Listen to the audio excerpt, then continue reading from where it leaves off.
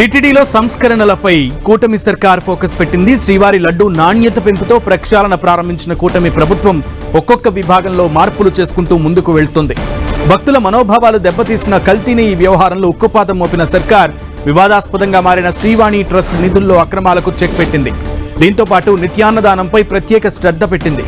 Queue లైన్లో భక్తులకు విరివిగా అన్నప్రసాదాలను పంపిణీ చేస్తోంది. మరోవైపు టీటీడీలో అన్యమత ఉద్యోగుల బదిలీకి చర్యలకు ఉపక్రమించింది. అటు శేషాచల కొండలకు సమీపంలో కేటాయించిన ముంతాజ్ హోటల్ నిర్మాణ అనుమతులను రద్దు చేసింది. ఇక నుంచి తిరుమల కొండలకు సమీపంలో ప్రైవేట్ నిర్మాణాలకు అనుమతి ఇవ్వబోమని సీఎం చంద్రబాబు స్పష్టం చేశారు. మద్యం, మాంసం కొండపైకి వెళ్లకుండా కఠిన చర్యలు తీసుకుంటుంది టీటీడీ.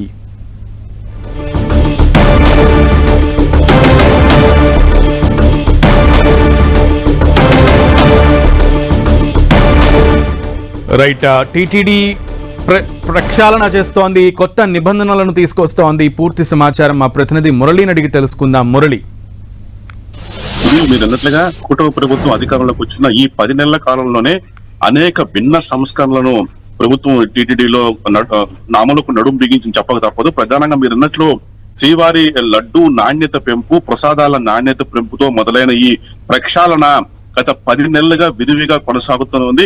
తాజాగా మనం చూసాం, తిరుమల కొండకు అతి సమీపంలోనే ముంతాజ్ హోటల్ పేరిట ఒక 5 స్టార్ హోటల్ నిర్మాణానికి ఇదివరకు అనుమతులు ఇచ్చారు. అయితే పెద్ద ఎత్తున నిరసనలు వ్యక్తమైన నేపథ్యంలో ఆ హోటల్ నిర్మాణానికి అనుమతులు రద్దు చేశారు. అంతేకాకుండా శేషాచల కొండలకు ఆనుకొని భవిష్యత్తులో మరెప్పుడు కూడా ఎట్లాంటి ప్రైవేటు నిర్మాణాలకు కూడా అనుమతి ఇచ్చే ప్రశ్నే లేదని స్వయంగా ముఖ్యమంత్రి తేల్చి చెప్పడం అనేది ఒక సంచలన నిర్ణయంగా, ఒక చారిత్రక నిర్ణయంగా మనం భావించాల్సి ఉంటుంది. అంతేకాకుండా ప్రధానంగా నిత్యాన్నదానం విషయంలో కానీ, శ్రీవారి ప్రసాదాల విషయంలోని క్యూ లైన్ లో భక్తులకు ఇబ్బందులు నివారించడంలో కానీ, అట్లాగే కొండపైకి మాంసము, మద్యం వెళ్లకుండా నివారించడంలో కానీ అనేక విభాగాల్లో టీటీడీ ప్రక్షాళనకు ప్రభుత్వం నడుము బిగించిందని చెప్పక తప్పదు. ప్రత్యేకించి అన్ని విభాగాలను కూడా సమయం చేసుకుంటూ, ప్రత్యేకించి మనం చూసాం ప్రభుత్వ అధికారులకు వచ్చిన వెంటనే కల్తీని వ్యవహారం ప్రపంచ వ్యాప్తంగా ఎంత దుమారం రేపిందో.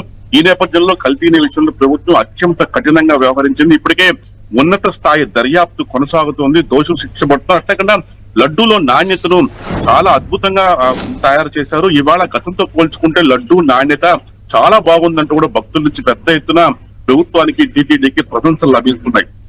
అంతేకాకుండా ఇక నిత్యాన్నదానంలో మసాలా వడను కొత్తగా ప్రవేశపెట్టారు. అంతేకాకుండా క్యూ లైన్ లో ఉన్న భక్తులకు నిరంతరాయంగా, ఇదివరకైతే ఒక పూటకు ఒకసారి మాత్రమే క్యూ లైన్ లో ఉన్న భక్తులకు ప్రసాదాలు, ఆహార పానీయాలు అందించేవారు. ఇప్పుడు అట్లా కాకుండా వీలైతే గంటకు లేదా గంటన్నర సమయానికి 90 నిమిషాల వ్యవధిలోనే మళ్ళీ వాటి రిపీట్ చేస్తూ భక్తులకు తాము క్యూ లైన్ లో ఉన్నాము, ఇబ్బందుల్లో ఉన్నామన్న భావన కలగకుండా వారికి అన్ని విధాలు ఏర్పాటు చేయడంలో టీటీడీ సక్సెస్ అయిందని చెప్పక తప్పదు. ప్రత్యేకించి ముఖ్యమంత్రి టీటీడీ పైన స్పెషల్ ఫోకస్ పెట్టారు. ఆయన ఇదివరకు ముఖ్యమంత్రిగా ఉన్నప్పుడు కూడా టీటీడీ విషయంలో ఏ చిన్న తప్పు జరిగినా చంద్రబాబు నాయుడు అంగీకరించేవారు కాదు. అదే నిబంధన ఇవాళ కూడా కొనసాగిస్తున్నారు. టీటీడీని పూర్తి స్థాయిలో ప్రక్షాళన చేస్తారని ఏదైతే అధికారం చేపట్టిన 2వ రోజు ఆ మాట అన్నారు. ముఖ్యమంత్రి ఆ మాట నిలబెట్టుకుంటూ ఆ దిశగా ముందుకు వెళ్తూ ఉన్నారు. సునీల్. ఓకే మురళి.